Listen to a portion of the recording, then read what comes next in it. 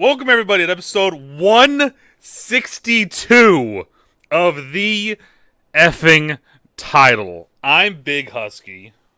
And I'm DeNutte. And we're finally back to doing the regular bullshit that we've been wanting to do for so long. Bullshit's a good way to describe it. It is a great way to describe it. As everyone here knows, and if you don't know, the podcast is basically broken up into two sections. There's off-season for football, where me and DeNutte talk about random shit, and then there's in-season of football, where me and the boys talk just about football. So now that the football season is over. So we didn't talk about this beforehand, but I'm going to bring it up. Ooh. I think this season was the most invested I've been in the NFL ever. Really? Yes. Interesting. Now, was that because of you having fantasy football teams, or... Yes. Yeah, yeah. I feel like fantasy football invests you in the entire sport. Yeah, right?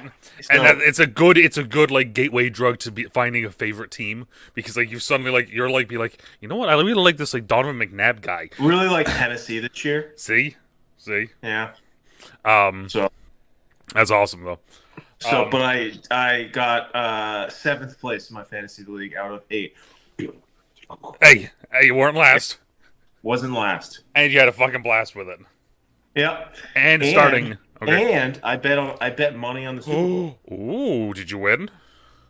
I bought squares, and then I put. Oh, hold on. Man down. We're doing it on the phone today. Yeah, fuck it, we're doing it live. We're doing it live. It wasn't on Do Not Disturb, so the vibrate made it fall. That's fucking hilarious. Let's go now. We'll get there. We'll make it work. Come on now. There it is. There we go. So I put $50 on the game total. Okay. And then I, of course, didn't watch the game. Mm-hmm. And then I checked my account in the morning, and I had 75. So hey! 75.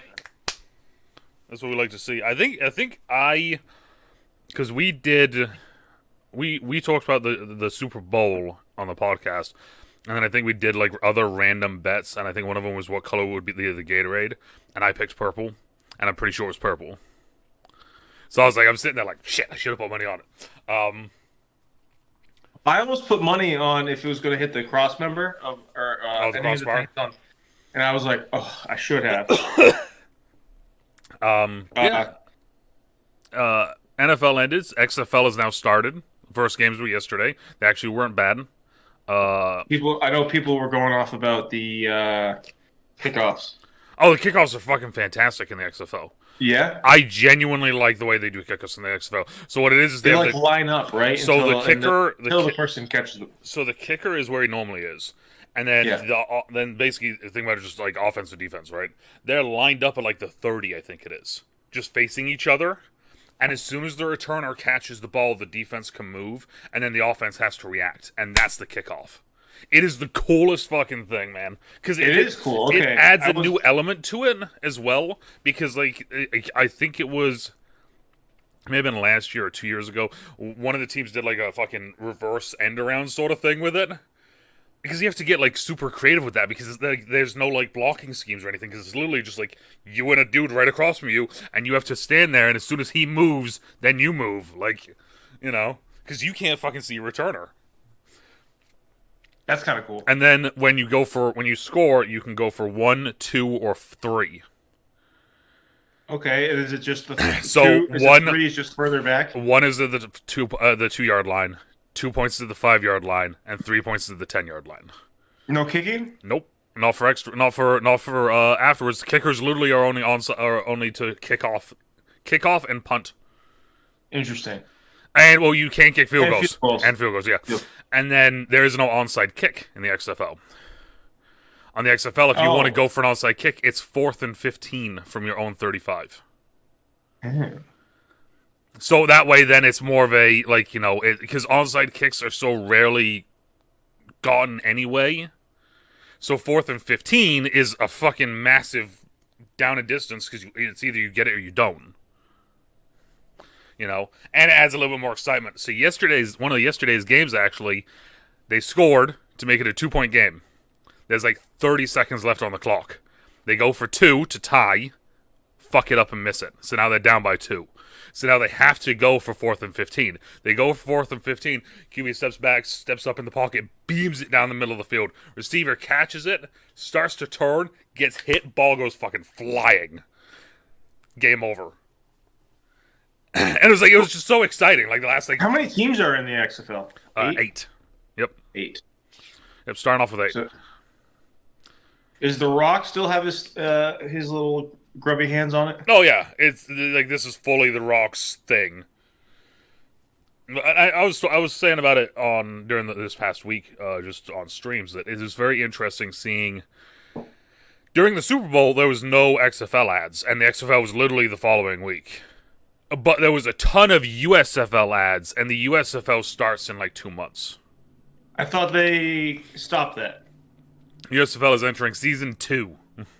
I thought they were like, nope, gave up on it. They're going again. Okay, because interesting. Now the XFL is coming around. Now the USFL is like, oh fuck, we got competition, sort of thing. So now they're fucking trying to do their thing. Also, so yesterday was pretty positive. Oh yeah, I would say it was pretty positive. The second game was a little bit out of hand. It felt like, just like team wise. But for an opening weekend, me watching it, I thought it was fucking great. And there's 2 games on today. My team's playing today, which I'm really excited about. What's your team? It's your boy. So it's the St. Louis Battlehawks. And they got a new quarterback, so it's AJ McCarron, who is a Bengals, who used to be a Bengals QB, also used to be an Alabama QB. So he is the experienced guy. It's him and then Jordan Ta'amu, who's the other big experienced guy. So who retweeted you the other day? So that was Lendell White. Lendell White was a running back from USC, and then he went to the Tennessee Titans. So set up for everybody listening. In 2012, I think I was still in college, or I just had gone out of college. It was one of the two.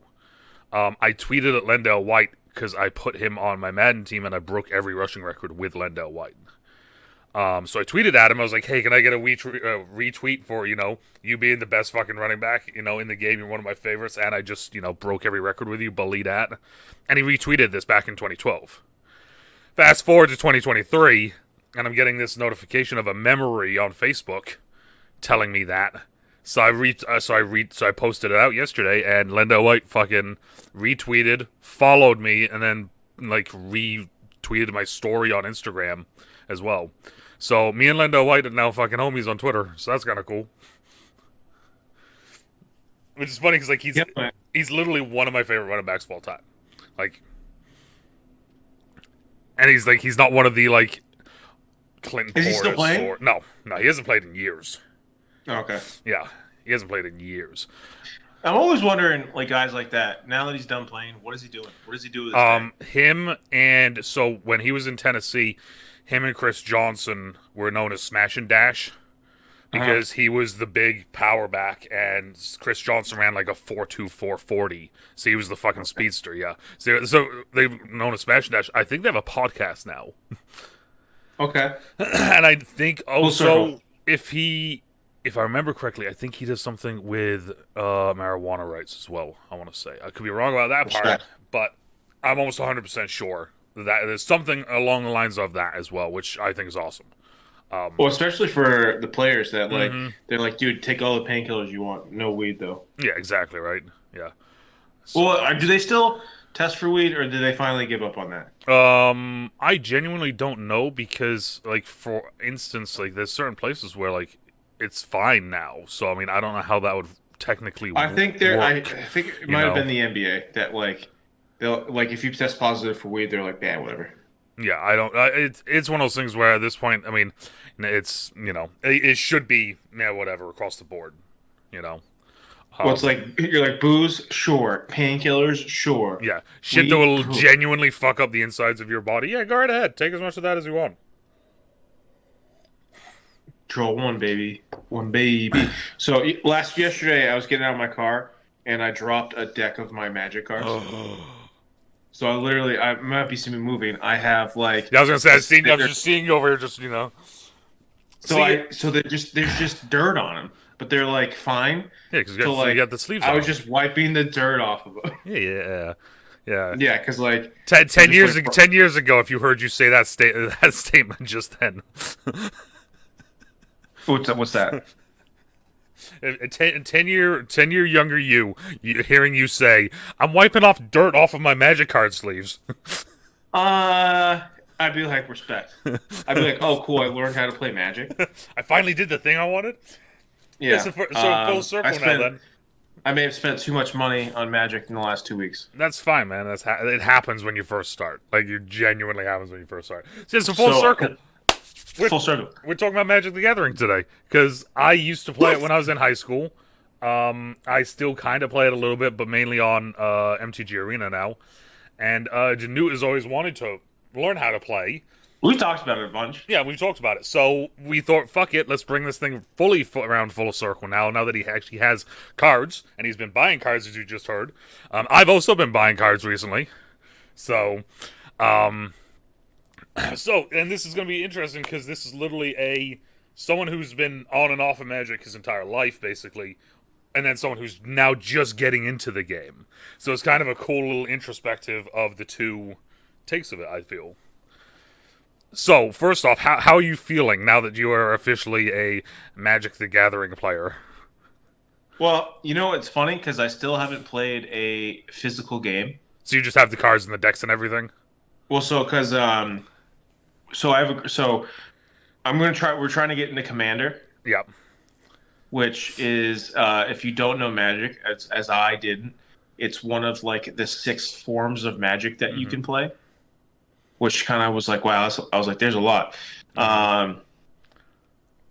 So a friend of mine was like, we actually, same friend, we had bought standard decks like years and years ago, and then we never learned. And then we bought like, $20 decks, like whatever. And then I actually threw them away like a year ago because they were probably like 8 years old.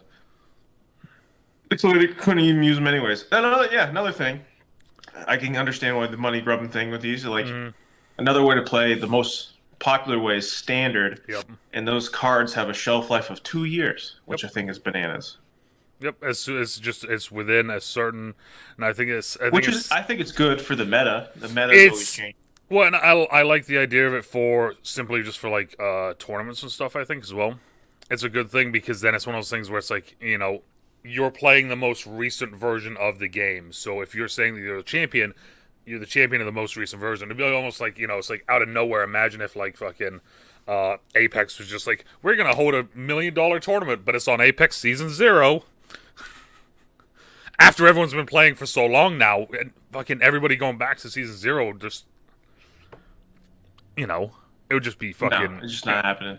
So, but I don't think it retire. What is it when they retire? Not retire, but when they put it into vintage or historic. Yeah.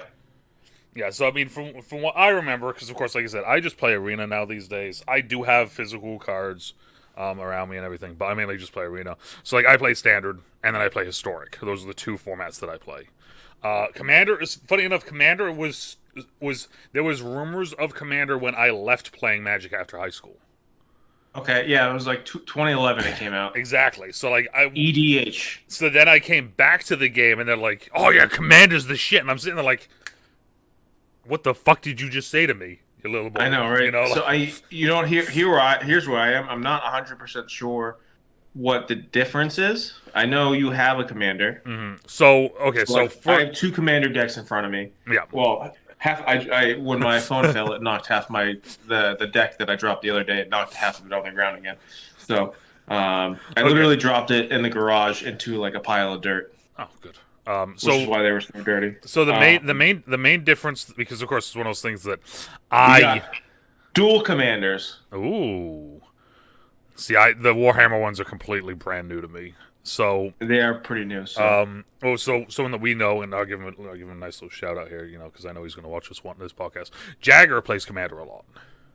So whenever I talk with Magic to Jagger, it's mainly about Commander. Even though I don't play. People are going to hate this if they watch this. Oh, it's going to be fucking hilarious because, like I said, I'm so old school with the way that I do shit and, like, the specific way. So I got my purse with my Magic cards in it. I love that. I have... Is it this binder? I think it's this binder, maybe.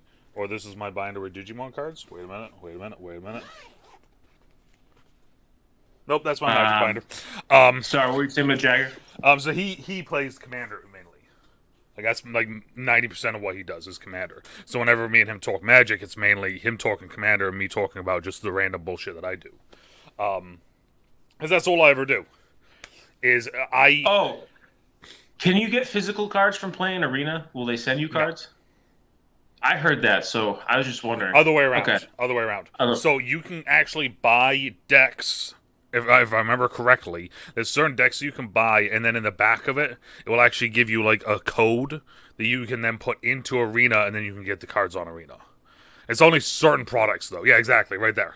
Yeah, play these decks. So if you go into Arena, you can play that, whatever that is, there. Whatever product that is that you bought, you can put that onto Arena.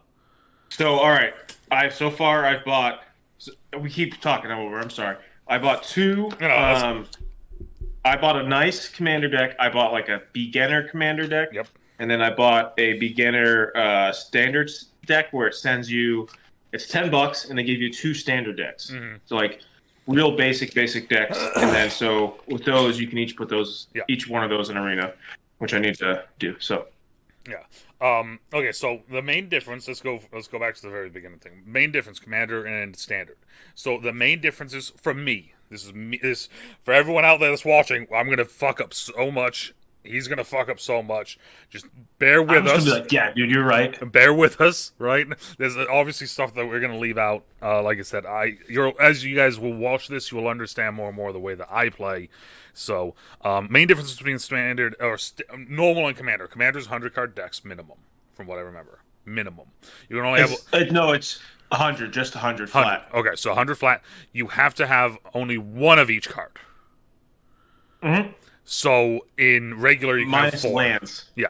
So in regular you can have 4 unless other specified. So like Rat Colony is a card that says that can have as many as you want. So you could technically have a commander deck with just nothing but Rat Colonies. Right?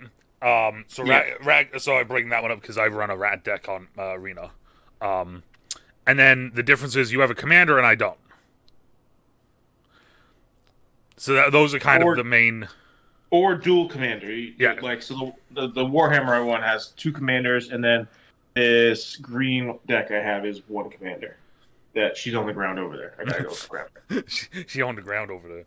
She fell. But that's the main differences though, is that like with commander you have a commander, you only have 1 of each card, and it's 100-card decks, that sort of thing. With vintage, historic, pauper, standard, modern, whichever fucking format you want. Most of the time, they're 60-card decks. You can have 4 of each card, unless otherwise specified. There is, most of the time, no commander. At one point, there was a thing called a partner. Instead of a commander, it was a partner. That was very similar to the same thing, but, like, partners had, like, specific rules on them. Because I know there's a couple decks on Arena that run partners. And, like, so that was kind of the main 2 differences. I don't like, for me personally, I've just never gone into Commander. But that's also because I've never actually fully like sat down and be like, I'm going to make a Commander deck. It's not on Arena.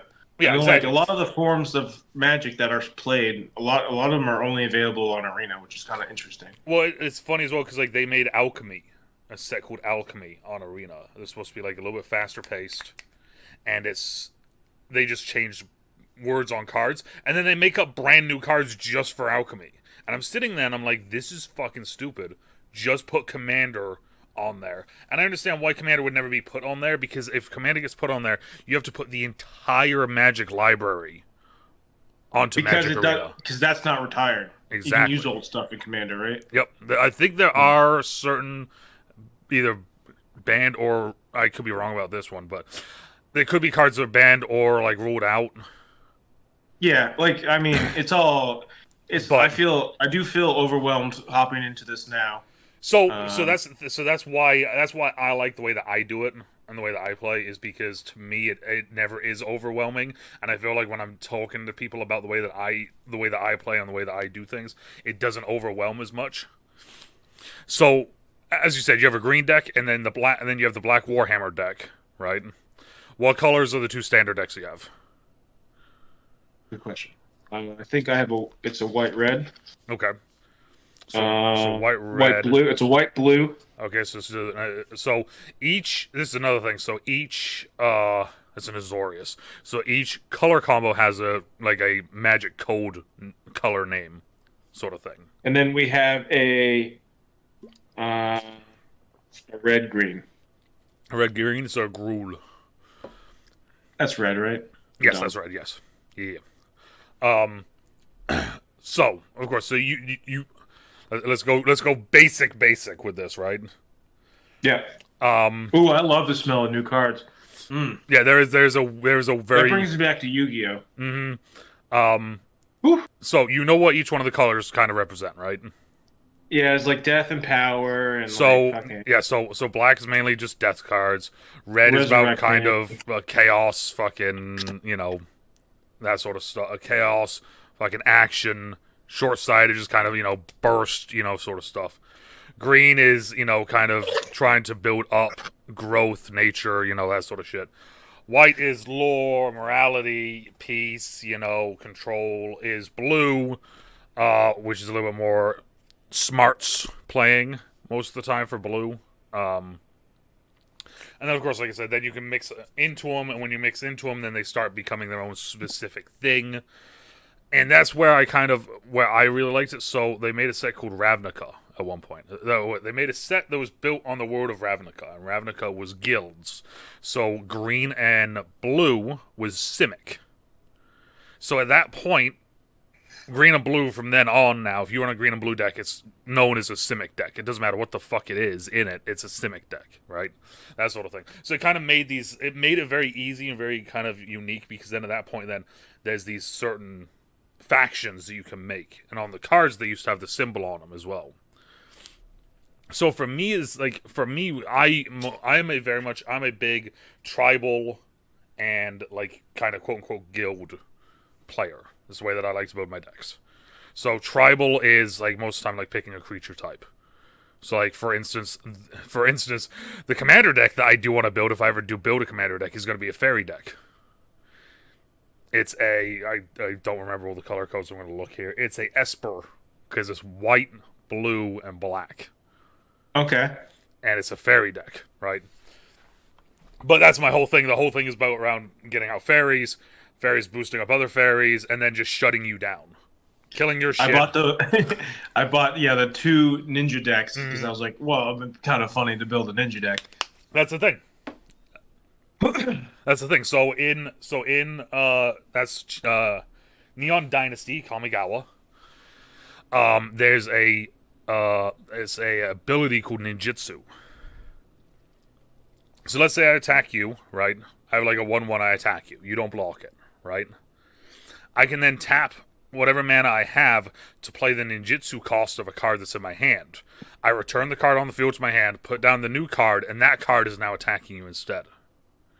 So that's kind of bait and switch. Exactly. So that's the whole ninjutsu, but that's part of the ability kind of idea of building around.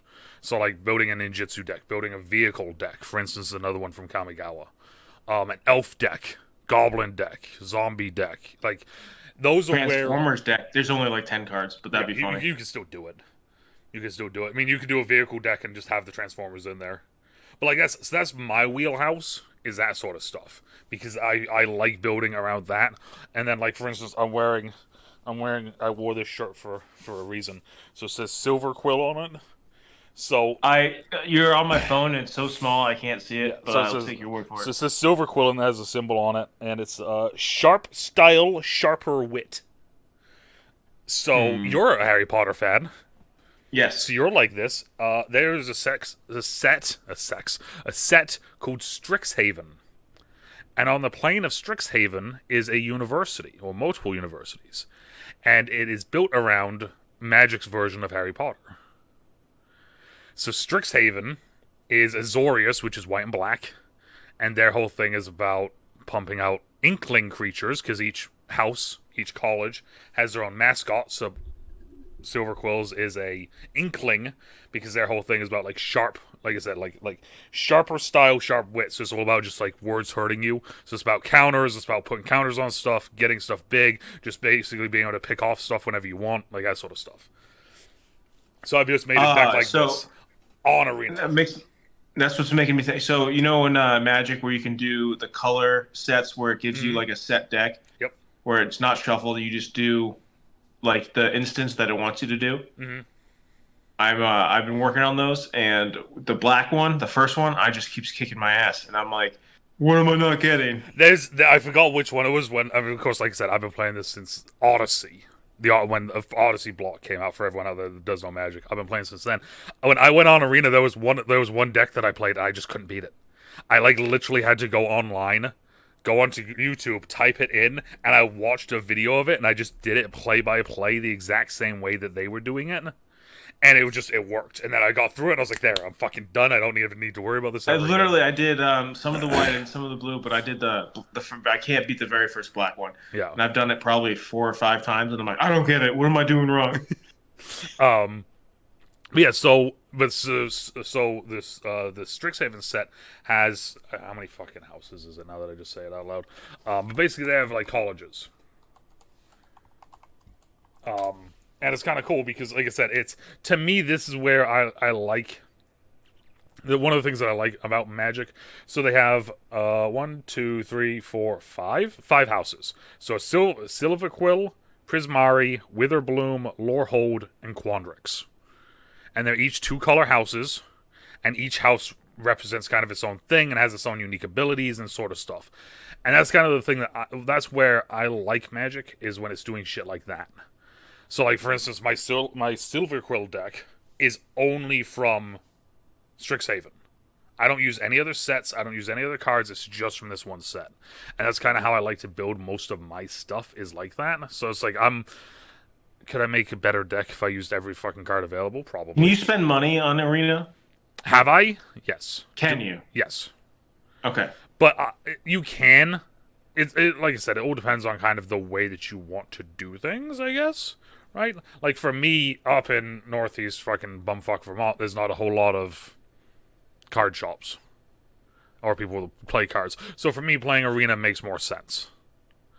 Do I really play it like, as serious as, but no.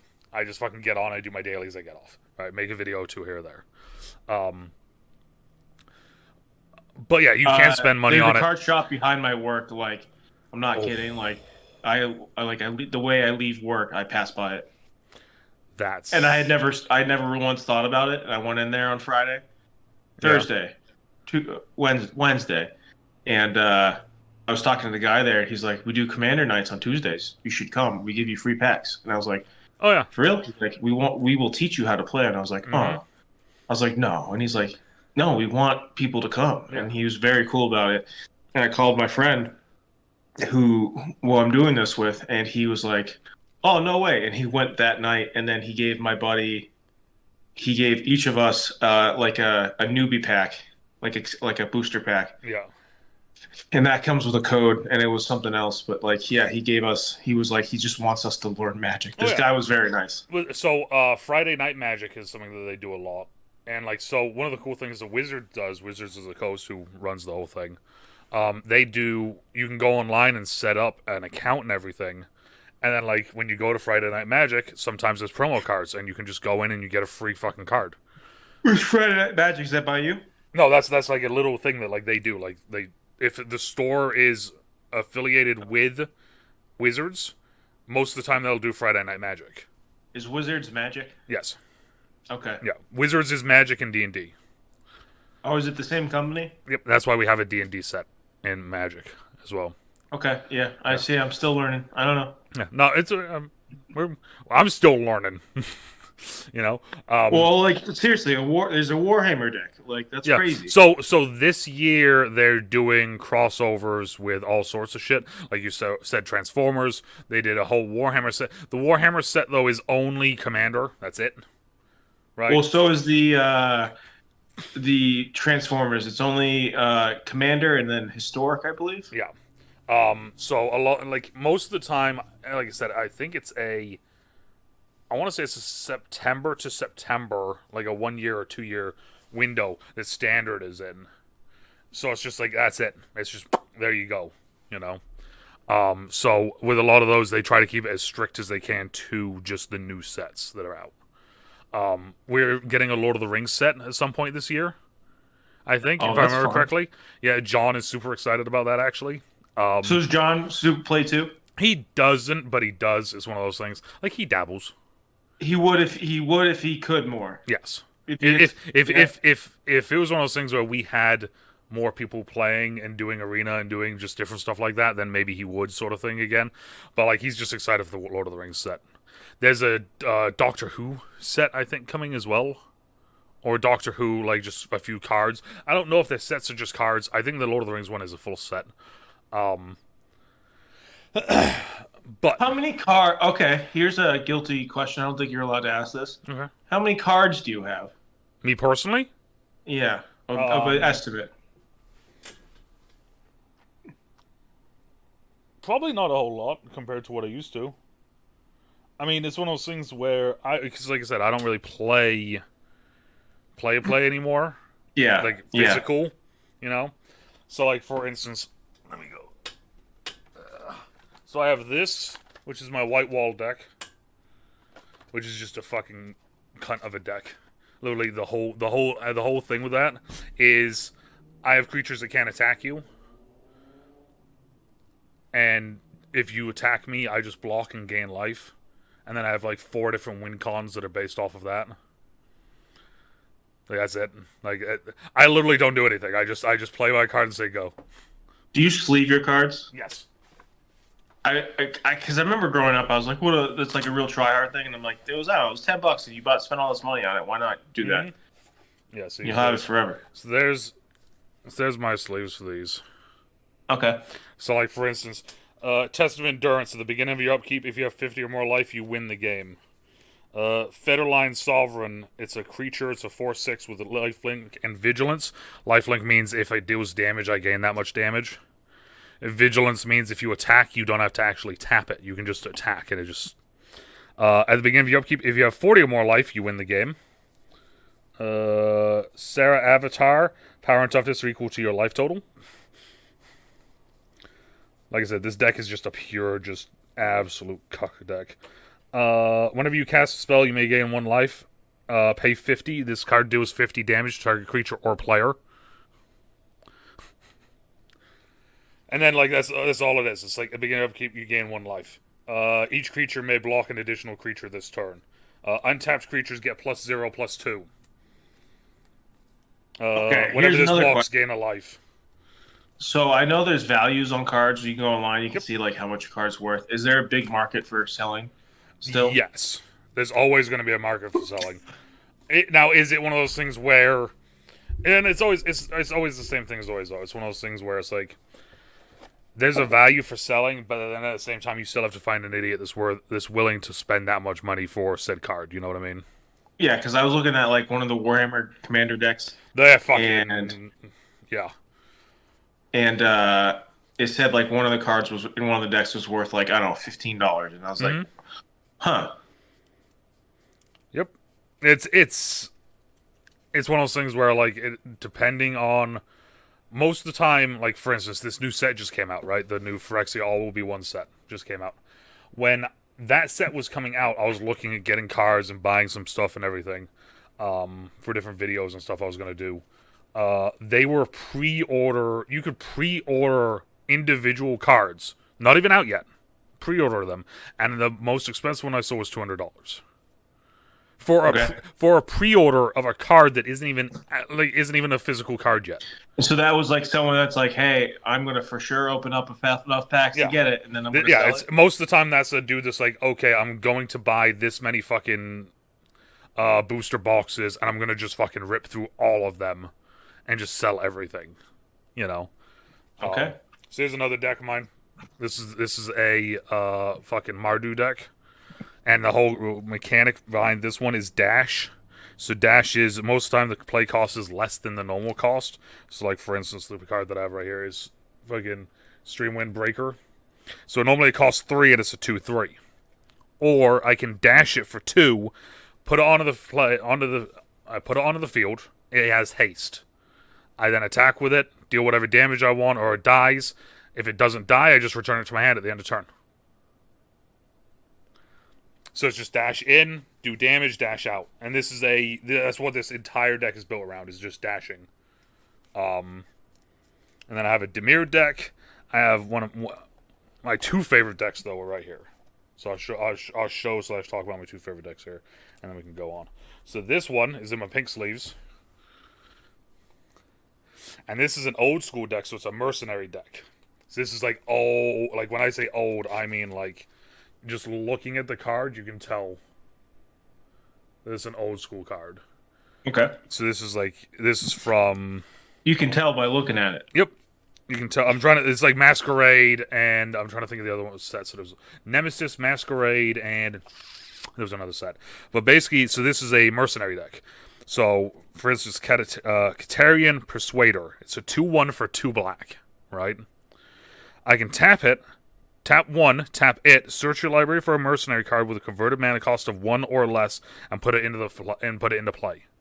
So the entire deck is built around getting out mercenaries to then put out more mercenaries. Like, I'm just basically just hired guns in the entire deck. That's the entire thing. So that's one of my favorite decks. And then the one that I actually played, and I actually went to a tournament and won the tournament with, one of the rare times I actually went to a Magic tournament in Vermont, is my Obzon deck, which is from the Tarkir set. I have questions too, so... Yeah, so this deck is built around... basically just I'm trying to just make the game last as long as possible. So each one of my creatures, or most of the creatures I should say, are about putting counters on each other. So they will put counters on each other. So Battle Priest, 3 colorless, 1 white. It's a 3/2 and has Outlast 1 white. Outlast says put a 1/1 counter on this creature. Outlast only is a sorcery.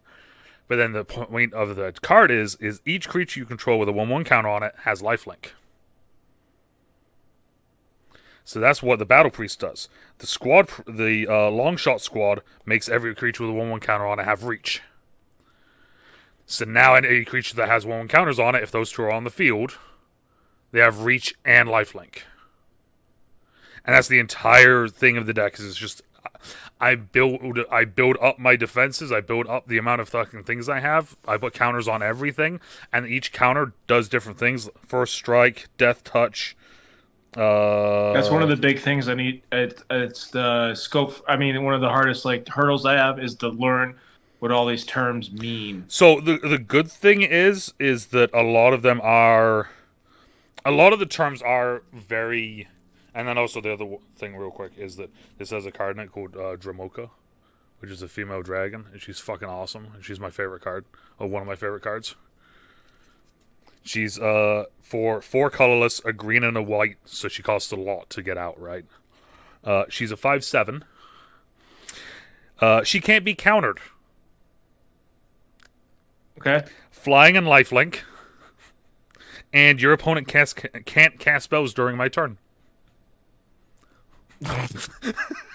Which is that's the whole thing about having instant spells. Yeah. So it's literally just like a hey, go fuck yourself, you know. All right, here's a question that I feel like is dumb, but I need. No, go ahead. Any, and that's the thing is that's why I kind of am. That's why I was really excited about doing this, is because I know that you have questions, and I just want to talk about Magic sometimes with people that are learning the game, because for instance, the way that I play, I feel like it's very good for newbies, because I like building very basic decks built around certain individual things. Well, it doesn't help that this Necron deck I have in front of me is it's not an easy deck. No, each one of those are unique, because the codes or the code words that you were saying about how it's tough learning those. Yeah. With the Warhammer set, they made brand new code words just for that set. Yeah, so. I know that. So I'll pull out my green deck. I'll show. Well, I guess it really doesn't matter. This is the same anyways. Yeah. For what I'm looking for. So give me a sec. So there's a cost to summon a lot of these cards, right? Yes. So when we have, we have a 4 and then 3 trees. Yep. What does that mean? So okay, so that means so you need 3 forests. So you have to have so no matter what, that costs 3 forests. No matter Yeah. what, straight off the bat. Then it is 4 colorless, which means it can be any color that you want. What do you mean? So for instance, let's say you have so you said that's 4 and 3. So Yes. say you just have 7 forests. Yeah. You can tap 7 forests and play it. Now let's say you have 3 forests and 4 mountains. Same thing. That's 4 colorless. The only thing that matters when you see that is literally the main color. So that card is a high cost card because no matter what, you only can play that card if you have 3 forests. See what I'm saying? But I guess so. What's the 4 for then? So the 4 is just saying it's anything basically. So that's whenever you see. So say I have 4 swamps, I could play it. Yep. The only thing that matters is you have to have the 3 forests. You like because if you let's say you have 2 forests but 5 swamps. Yeah. You can't play it. So why? Okay, I guess why have the 4 then? If you regardless need the 3 swamps, Because 3 forests. Because that's the play cost of it. So depending on the cost, is it worth the high risk of having that versus the low risk of not having it? See what I'm saying? Okay. You could find a card that's similar to that. Like let's say you can find a card that's like 1 forest, but then 7. Let's just say 7, just because I forgot. This card is actually really good though. Yeah. See, so that's the thing. And if Hornet Queen, if flying and Death Touch. Yep. So Death Touch means if it enters does the battlefield, create 4/1/1 green insect creature tokens with flying and Death Touch. Yeah. So So you know what those both are, right? Flying and Death Touch. You can kill anything. Yep. It destroys itself too. If and flying, you can go straight to the life points. Yeah. Well, yeah, kind of. Flying can only be blocked by flying or by reach if a creature has reach. Yeah. Death Touch. So Death Touch is very close to what you were saying. The only thing is, it doesn't kill itself. Oh, it doesn't kill itself. No, the only way it would kill itself is if it actually kills itself in battle. So how big is the Hornet Queen? 2/2. It's a 2/2. So let's say you attack with that, and I block with. Let's say I just block with a fucking a 1/3. Yeah. Right. You do 2 damage to me. I do 1 damage to you. It doesn't matter that your 2 doesn't fully take over my 3. You have Death Touch, so it kills me. Mine doesn't kill you though, because it's a 1. So how would it would die if it just got if I blocked? So so it's only going to die. So power and toughness, right? Yeah. So if I have a 1/3 and you have a 2/2 with Death Touch, right? I attack, you block. I deal 1 damage to you. You deal 2 damage to me. But your 2 damage is Death Touch, which means that if it even touches my character, mine dies. But I only did 1 damage to you, so you're now technically at that point during the turn you are now at 2/1. Yeah. So you're still alive. Mine dies. Now if I was a 2/3, we both die. Yeah. Right? So it's that. I guess I still don't understand the 4. Why it has to specify that, I guess. I don't know. It's just it's one of those things that so depending on it allows you to be able to run multiple different deck space or colors, right? Because there are certain multicolor cards that would say you need to have this, this, and this, but then 3 of any color. Right? Because if you just say, okay, you need to have 2 forests, for instance, let's say that one there, right? Let's say you're running green black. Yeah. And that's 3 and 4, right? So so you need I get it now. So you need 7. There we go. It's just 3 has to be forest and the 4 can be anything else. Yes. Oh, the 4 can be forest still. That's why okay. if you're I was mistaken. I thought you So in So you need 7. Yeah, so in 2-color decks or 3-color decks, that cost there become too much because it's 3. No matter what, you have to have 3 forests. If I'm running 2 colors, I may only get 1 forest the entire game, but I may get 20 fucking swamps, right? Or how many of those swamps you have.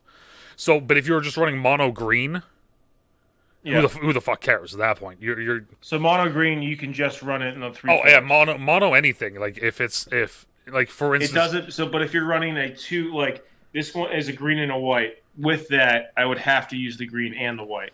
You can just use green. If you just have green, you can just use green. Right? Okay. Think about it like no matter what if it shows a visible color, that is the mandatory cost. Like you have to have that. Otherwise, it's just 4 or whatever the number is of any fucking thing. Like fuck it. But you don't. Okay, that's where I guess I'm still confused. So you say you didn't have greens, you could just use 4 whites. But you have to have 3. You have to have 3 greens. See what I'm saying? No, I don't. Okay. So think about it. Okay. Like, so show me a different card that has a different number. Okay. Okay. So that you have to have a plains. The plains is white. You have to have. You have to tap at least 1 plain, but then 2 of any other color. It can be a plain still. Yeah. Okay. You have to use. So yes. So, in the case of I was a mono green, I would have to use 7 greens. Yes, because well, I mean, okay. The way you were explaining it, I was like, well, what? So that's if you're running mono green, most of the time you're only going to have green mana. You see what I'm saying? Yeah. So next question. Yep. Sorry, anyone listening. Mentor of the Meek. Yep. That one I just showed you. Mm-hmm. If this creature dies, 2/2. Yep. What happens to the plains cards? They stay on the field. And can I reuse them? Yeah. So every turn you have your I don't remember the full way that the phase is, if it's draw whatever. There's an untap stage. Yeah. So like at the very beginning of the game, and it's probably one of those things I should probably just look it up right now. So to summon this card, I would have to tap. Okay, so there are 1, 2, 3, 4, 5. There are 5. I don't like the way that's worded. Hold, please. Okay, so on your turn structure, on your turn, you begin. So you untap land and creatures, and then you draw a card. Right?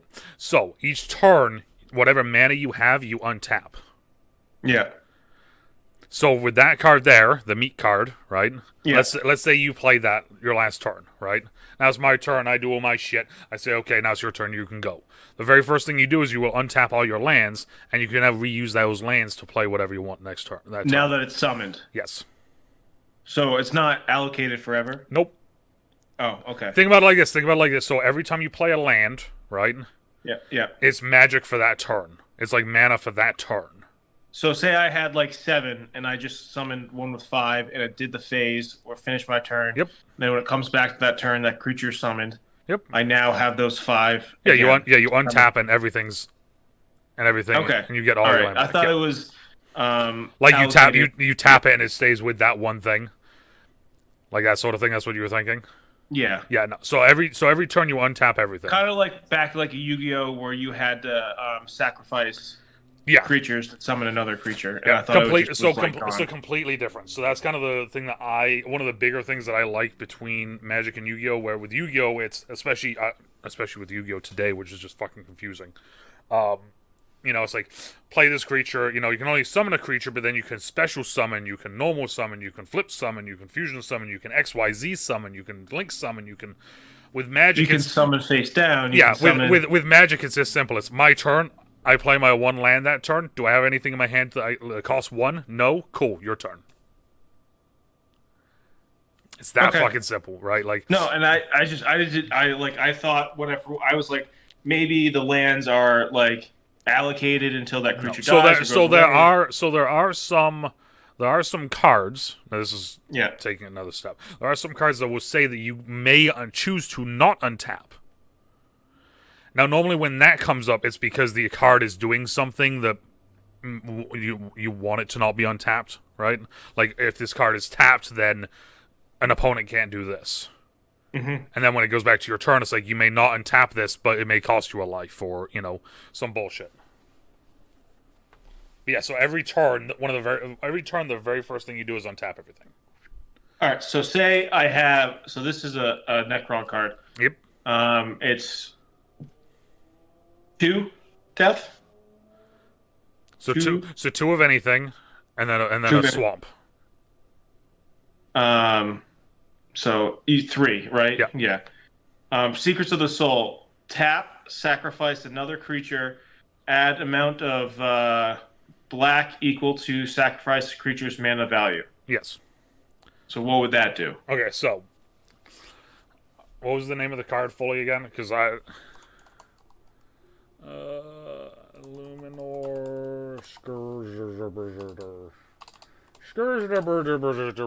Man, Luminor Services. Alright, here we go. I got it up on my screen now. Alright, so it's a 3 legendary, sacrifice another creature, add any amount. Okay, so for instance, right? Yeah. Let's go back now. Let's think about like with the Hornet Queen, right? Okay, so you tap your Illuminor. Okay, now you're gonna sacrifice your Hornet Queen. Yeah. Your Hornet Queen has how much mana value? 7 7. So now you get to add 7 black mana to the stack you have. To the stack you have. Now that only if this is what I think it is saying, it's only going to be for that turn. It doesn't say for that turn. It doesn't, but that's the only thing. Like, I doubt. So most of the time, the mana pool resets every turn. So it's not one of those things where it's like you have 10 mana, but you have nothing to play, but you might have something next turn that costs 10, but you don't like. So you can just tap. You see what I'm saying? So like, you would have it for the next turn, and then it would go away. Exactly. You would have it for the turn that you're currently in, and then. So if I sacrifice this, I would get 4 mana. Yes. Okay. Yeah, you would get 4 mana for the turn that you are currently in. That's the way that I'm reading this. Could I be wrong about that? Sure. Wouldn't be the first time. So you would pull 4 mana from your deck. Basically, you would not even 4 mana from your deck. Basically, what you're doing is you're scrapping that creature. Yeah. To be able to get 4 mana that you might be able to play for something else. So let's say you only have 4 mana, right? Yeah. You scrap that creature. You now technically that turn you have 8 mana. So okay. It's a word that you'll hear called mana ramping. Yeah. Which green is big for mana ramping. A lot of green cards are tap this to add to this, search your library for a card for another land, put it onto the battlefield. A lot of cards like that where you can ramp up mana really quick.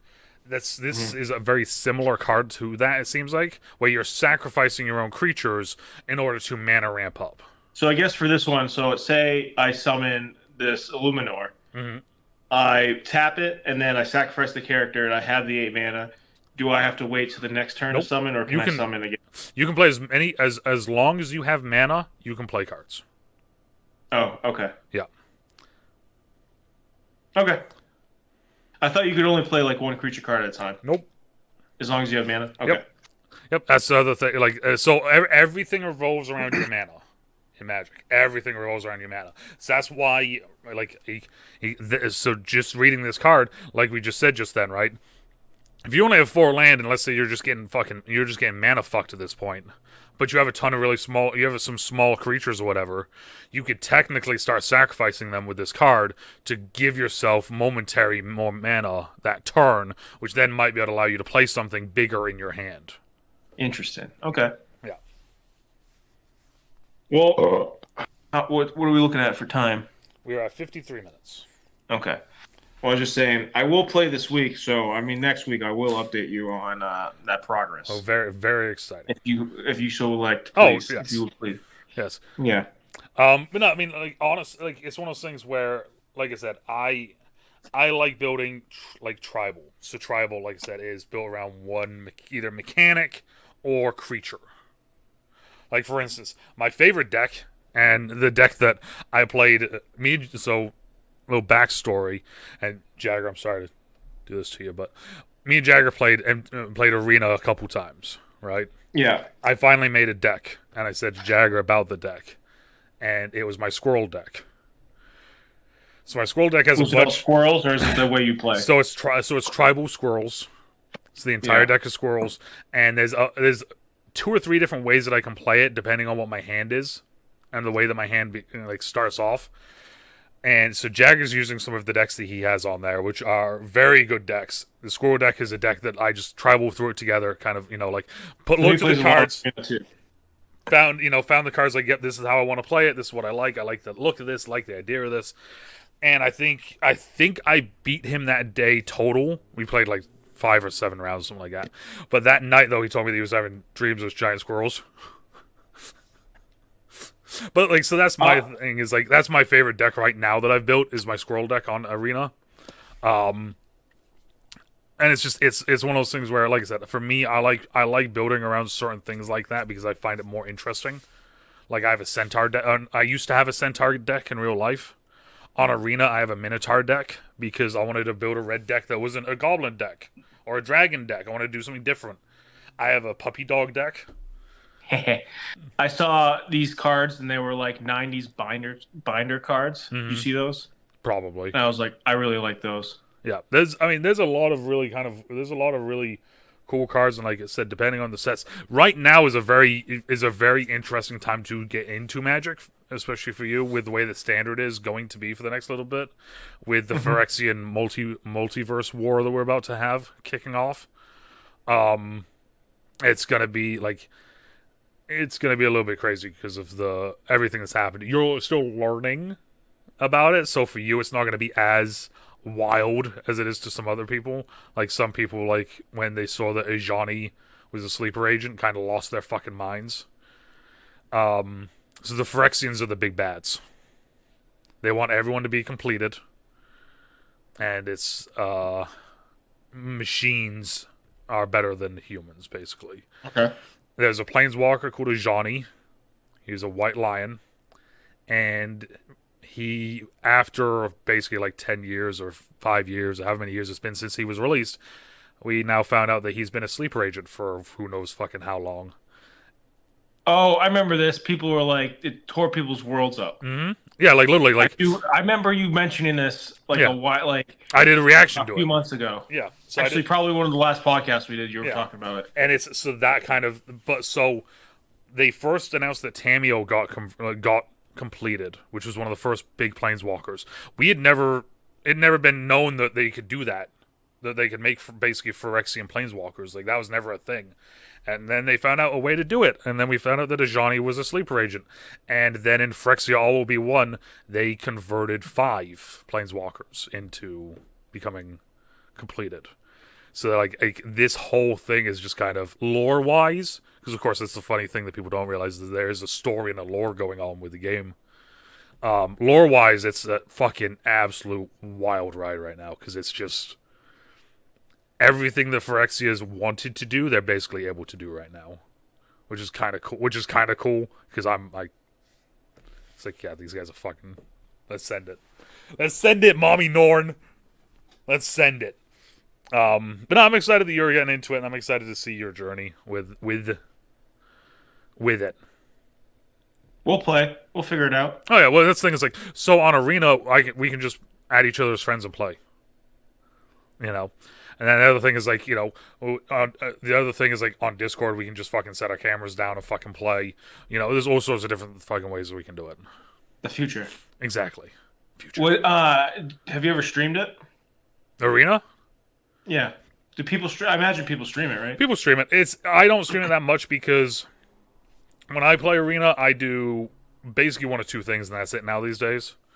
I either get on and do my daily challenges because there is a battle pass on Arena, which is kind of cool. I like the battle pass. I like, there's daily challenges, so I'll just get on and just play my dailies.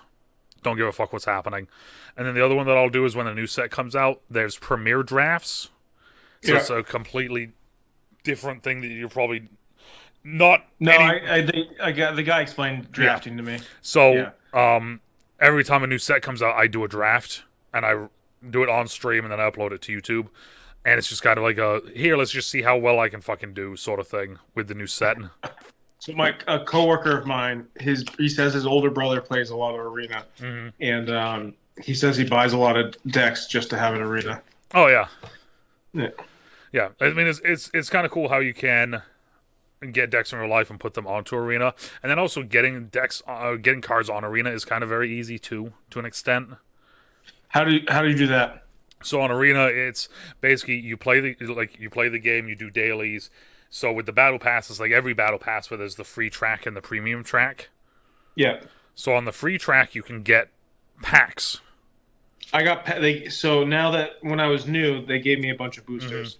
So they They give you. gave me like the brothers boosters. They gave me Phyrexia Yep. boosters. So you get all those, and then the other thing is that like so when you do your dailies, and depending on how many daily games you play and weekly games you play, you get gold in the game. You can spend the gold on buying booster packs. You can buy the gold on buying alternate versions of cards, so on and so on and so on and so on. Like all these different ways of buying stuff. You know.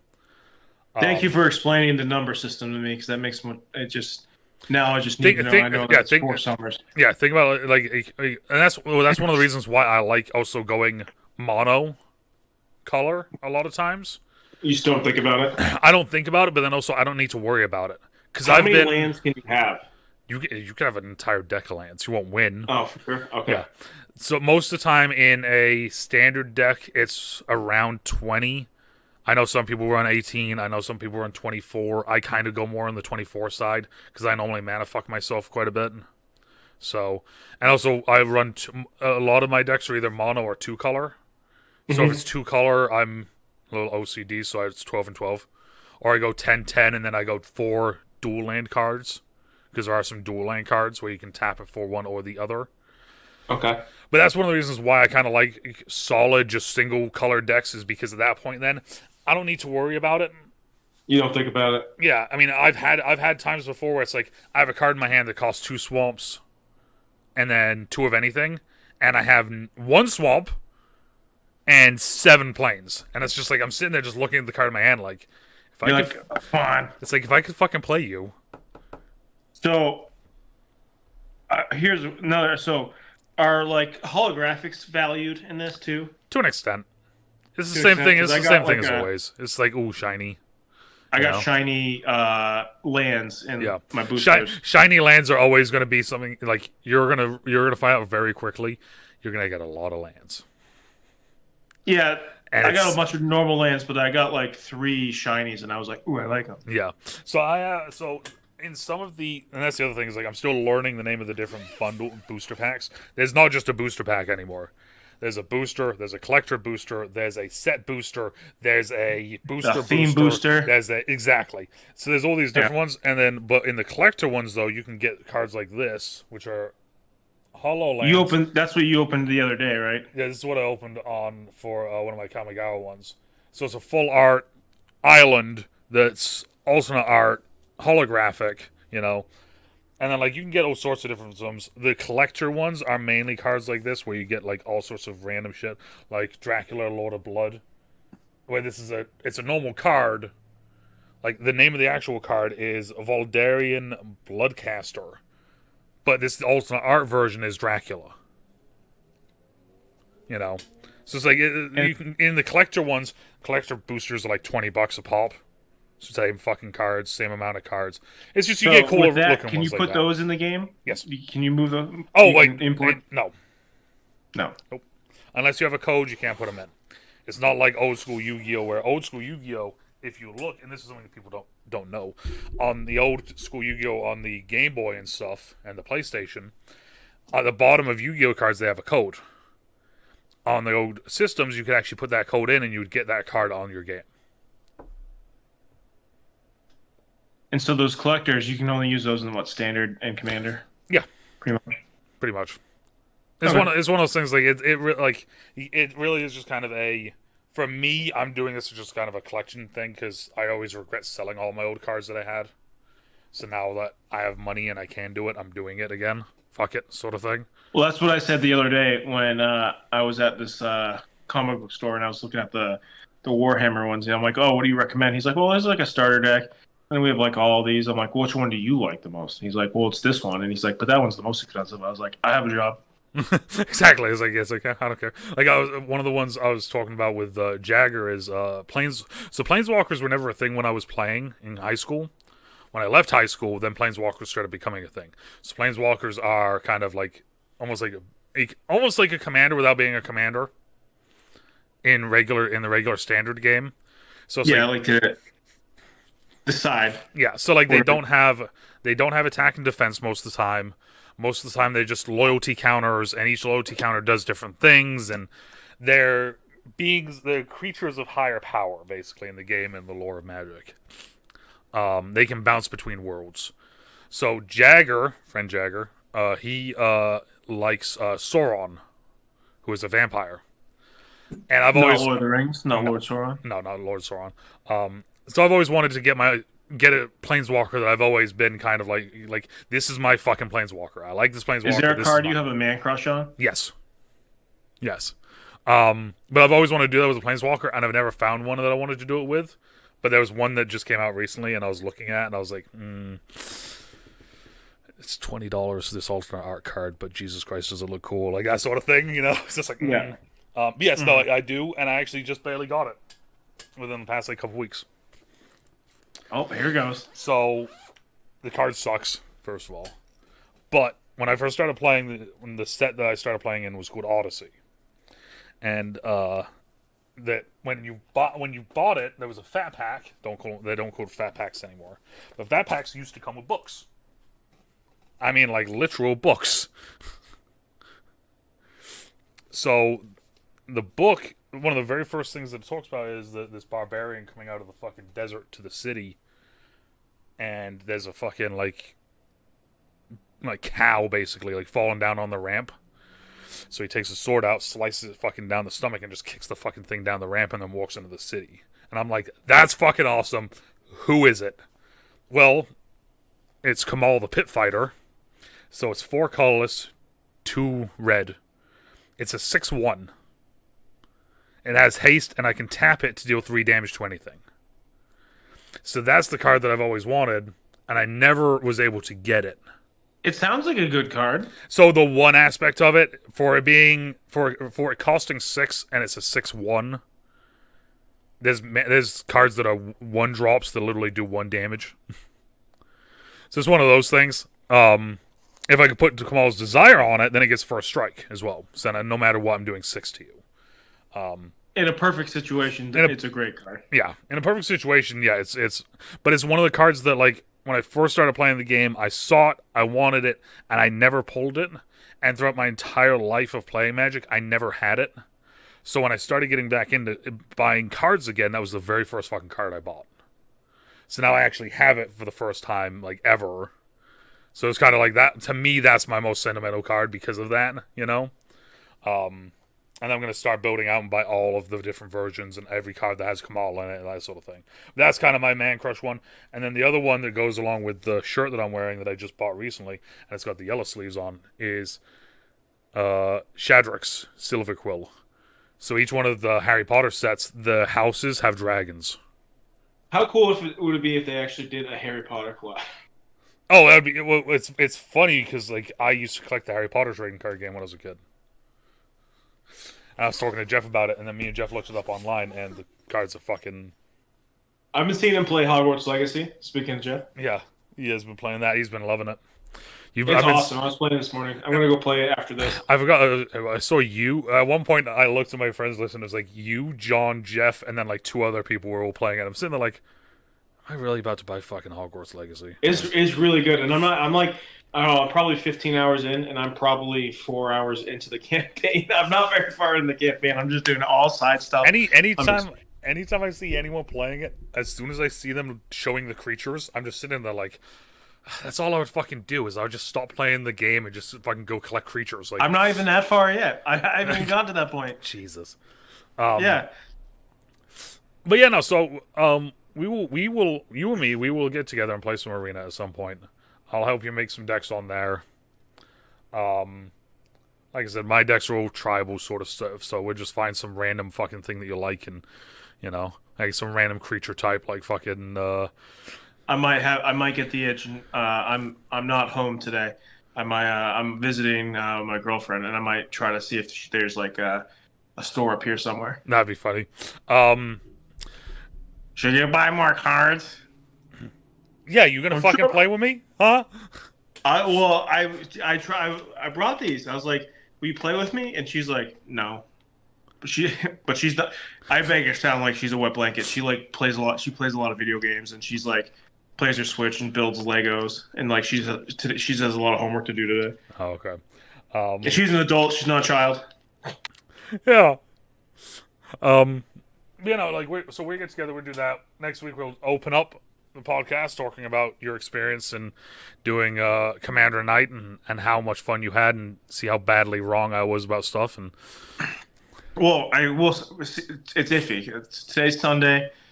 Maybe we'll go Tuesday. I was talking to my buddy about it. He was like, maybe we should just. I was like, he didn't. He's like, I'm not sure if I want to go to that yet. I was like, yeah, we should explore ourselves first, our bodies.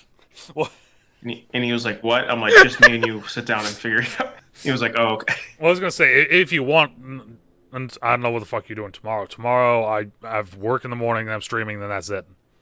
Okay. So I don't have anything tomorrow night. Yeah, see, so tomorrow night, if you want to get on Discord, do some arena, do some stuff, right? Yeah. I got nothing tomorrow. I just got work. Fucking work, man. Well, easy week, easy Monday. I think as long as nothing blew up over the weekend, it should be an easy. Monday. A side thing before we start wrapping this up. I was gonna go into work this morning. I went downstairs. Right, woke up at 4:00. Went downstairs. Got on the bike, watched some TikToks, right? Did the things, right? Came upstairs, ate some fucking Factor breakfast, like nice little fucking shrimp, I think it was. I don't remember now. It was only 4 hours ago, but I was already forgotten. And then I was like, all right, I'm gonna grab a Sprite, I'm gonna grab 2 Reese's, and I'm going to fucking work. Grabbed the Sprite, grabbed the 2 Reese's, went outstairs, walked down the stairs, outside, around the corner, skunk. I'm like, pass. It's like a black cat, but for real, like, get away from me. Well, the worst part is like, so it was at the end of the building, and it was going down to where my work is, and there's not a whole lot of lighting. That's right. You live like right across the street from work. Yeah, right. So there's not a whole lot of lighting in the back alley. So I'm sitting there like, fuck's sake, I'm gonna go back to bed. So I came home and I came home and edited up a YouTube video. I woke up at 6 and then watched TikToks and then fell back asleep till like 9. And I was like, whew, haven't slept that late in a couple weeks. Well, it was great because I basically did the same thing. I edited up a YouTube video, uploaded it. I'm like, I'm gonna go take a nap. I was like, I looked at the clock. I'm like, DeNutte shouldn't be up by now. He shouldn't be up by now. I'm gonna go take a nap for 2 hours. Took a nap for like an hour and a half, and I was like, all right. Well, I laugh because I always get TikToks from you like as I'm going to work. It's like 6 a.m. Mm-hmm. I'm like, yeah, we're up. Yeah, we're doing things. Right, sir. Final Good remarks. podcast back. It is great to have this fucking back. Season. I am so excited. The worst part was like you and me had talked about doing a couple episodes during the season, and then just Well, big thing was Lord of the Rings, and then it was Lord of the Rings and Black Adam. Black Adam. Lord of the Rings. I think we both stopped watching after like episode 3. Yeah, and then both of us were like, "Yeah, we don't need to talk about Black Adam." Yeah, you. I think you watched Black Adam first, and you were like, "Yeah, you're not gonna like it." I didn't like it. I hated it. And I'm sitting there like, awesome. And then I watched it with Coop, and it was like that was bad. Yeah, and I'm like always like I could try to find like a silver lining. That one was just bad. I'm going to go see Ant-Man on Tuesday. People say it's bad, but I'm actually pretty pumped for it. So. Jagger had a good time with it. Yeah, so I think Ant-Man gets a lot of hate. Regardless, it's always been like a lot of people don't like it anyways, and I really like it. I think as well because one of the things, not spoiling anything with this, but one of the things that Jagger said about it is that a lot of people think it's very like end game, end world, and I think the trailers. I see a lot of parallels between it and Spy Kids 3. Oh yeah, that too. Have you seen that where they're doing shot for shot like Spy Kids 3? It is weird how uncannily similar they do look. I would say that. And Spy Kids 3 is really bad, but it's also really fun, so that's okay. Well, I saw a trailer for it this morning, and I was like, for Ant-Man, not Spy Kids.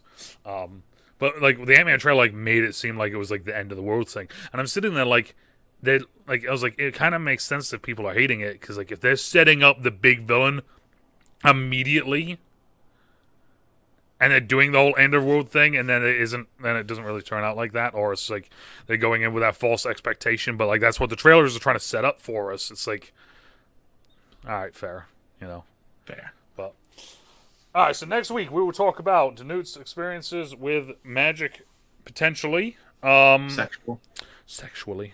We can also probably talk a little bit about Ant-Man. I won't. Yeah, I'll talk about Ant-Man. And then we're do something. We got a couple ideas for things that we're gonna do this year. Um, more lists, more things. Oh, another. So I was talking. So my girlfriend is a newer thing, but I was like, I gotta go do my podcast today, and she was like, "What are you talking about?" I was like, "Oh yeah, I Oh, mentioned to yeah. her." By the way, uh, Oh, by the way, it's off season. also funny thing with that, we are, and I say we because you are a part of this, very close to being monetized on YouTube. Oh, good for you. Yeah. Yeah, which means that no matter whatever we make from this, I don't know if I've ever told you this or not. Whatever we make from these episodes, you get half of it. Hey, magic cards. Yeah, I just send you random fucking boosters every now and then. Woo! Okay, no, that's big because we have to hit 1,000. Yeah, we had to get to 1,000, and I'm at 9. Last I checked, let me rephrase it. Last I checked, we were at 949. So Woo! I yeah. saw you post which is going to get to 1,000 first. Yeah, YouTube or Twitch. Yeah, it's funny how like similarly close they are. Yeah. Um, Woo! I'm assuming that eventually here, because of something that is going to be happening here in the near future, that might help boost me up over both. So, which I can talk about a little bit, but it involves our good friends over at Glitch, who I am now affiliated with and have my own fucking I code. knew. Yeah, I was like, I know what it is. Yep. And they did a thing where it was like, oh yeah, we're gonna enter up. If you buy from this, you get put into a competition, and it's a community shaker, and whoever wins gets their own shaker. And I didn't even fucking think two thoughts of it. I just bought the products like I always do. I Fuck it. signed up to win a Cabot cheese snowboard the other day. Yeah, you see? know. Like we just fucking yeah. And then out of nowhere I'm like scrolling down Twitter and it's like, congratulations, and then it said my real name.